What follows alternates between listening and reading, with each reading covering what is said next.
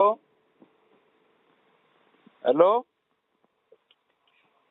Hello हाँ जी hello हाँ जी हाँ जी घरे आउन लगे गरनेड सुटना अज तेरे गोली मारनी है। गोली मारनी।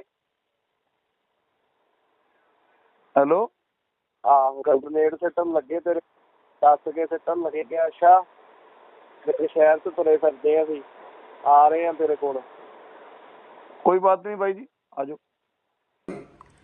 और ये अपने आप को सबसे बड़ा अवरोधक मैं ये मानता हूं कि वीरेश शांडिल्य के संगठन को एंटी टेररिस्ट इंडिया को और मुझे समझने लगे। इस सिलसिले में लगातार मुझे धमकियों का, मौत के घाट उतारने की धमकियों का, घर में घुस के मारने की धमकियों का, परिवार को मारने की धमकियों का सिलसिला जारी है। पुलिस अब तक इसमें 3 आदमी गिरफ्तार भी कर चुकी है अलग अलग केसेस में। लेकिन आज सुबह जब मैं घर में था अपने, तो मुझे एक धमकी आई कि तेरे ऊपर ग्रेनेड अटैक करेंगे, हम तेरे शहर के अंदर आ चुके हैं। ये एक गंभीर विषय है और मैं समझता हूं कि स्टेट के साथ साथ हरियाणा पंजाब स्टेट के साथ साथ जो कनेक्टेड स्टेट है उनको भी और सेंट्रल गवर्नमेंट को भी। देखिए, आज मैं ये महसूस करता हूं कि मनोरंजन कालिया के ऊपर जिस तरह उनको मारने की साजिश की गई, कितना बड़ा उनके ऊपर ग्रेनेड अटैक हुआ और थानों में ग्रेनेड अटैक हो रहे हैं। एक टेरर फैलाने की मुहिम, एक दहशत फैलाने की मुहिम, एक पंजाब में और देश में आतंकवाद लाने की मुहिम, ये खालिस्तानी मूवमेंट इनका मुख्य एजेंडा यही है। और अब ये खालिस्तानी ये महसूस करने लग गए हैं कि वीरेश शांडिल्य उनका बहुत बड़ा रास्ते का कांटा बन चुका है और उस कांटे को निकालना बहुत जरूरी है। और मुझे निकालने का इनका मकसद ये नहीं है कि मैं कोई बहुत बड़ी स्ट्रेंथ हूं या मैं भारतीय सेना की तरह हूं, नहीं।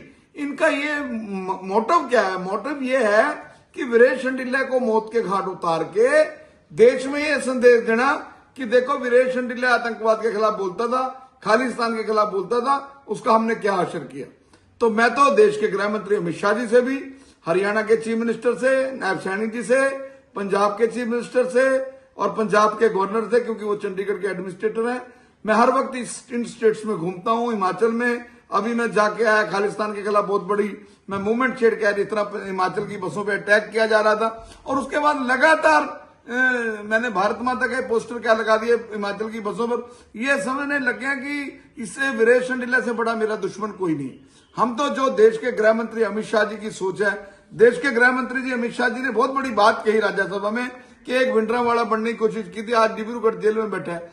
हमारी हर उस आदमी के खिलाफ मूवमेंट जलती रहेगी जो भिंडरावाले की सोच पे काम कर रहा है, जो खालिस्तान की सोच पे काम करता है, जो पंजाब को खालिस्तान के नाम पर आग में झोंकना चाहता है। उन लोगों के खिलाफ हमारा जो लड़ाई है वो जारी रहेगी। हमने इसकी शिकायत पुलिस को दी, डीजीपी पंजाब को भी दी, डीजीपी हरियाणा को भी दी, क्योंकि दोनों जगह मेरे रेजिडेंस हैं।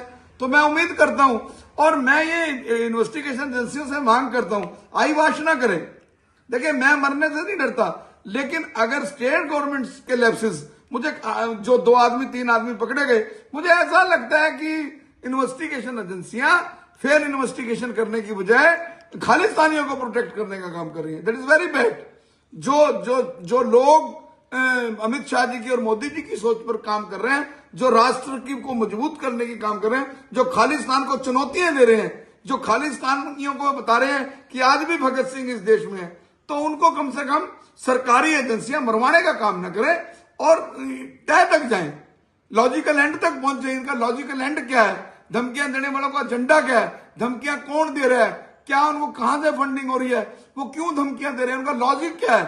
अगर मुझे धमकियां आ रही हैं तो वो खालिस्तानी मूवमेंट चलाने वाले कौन लोग हैं, उनके पीछे कौन है, उनकी बैकग्राउंड क्या है, उनके प्रीवियस इंसिडेंट क्या है, ये सारी इन्वेस्टिगेशन एजेंसियों को जांच करनी चाहिए। और मैं तो हरियाणा के मुख्यमंत्री से मांग करूंगा कि एसपी साहब अम्बाड़ा के कह देते हैं कि 506 का प्रावधान नहीं है, अभी तक हरियाणा सरकार ने नोटिफिकेशन नहीं की। नायब सैनी जी को तुरंत नोटिफिकेशन करनी चाहिए। सुमिता मिश्रा जी जो होम सेक्रेटरी हैं, उनको तुरंत नोटिफिकेशन जारी करनी चाहिए। आज मैंने चिट्ठी भी लिखी है सीएम साहब को और होम सेक्रेटरी को। भाई, अगर आप इतनी सीरियस एलिगेशंस में बंदा कह रहा है तेरे घर के ऊपर ग्रेनेड घेर दूंगा, और एक मैंने पुलिस को मैसेज दिया, अभी तक इतनी सीरियस थ्रेट के बाद भी पुलिस ने इनिशिएटिव लेने की कोशिश नहीं की अब तक। तो मैं तो चलो मेरे ऊपर ग्रेनेड गिर गया, मर भी जाऊंगा मैं, कोई बात नहीं, लेकिन सरकारी एजेंसियों को और सरकारों को मैं ये सचेत कर दूं कि ये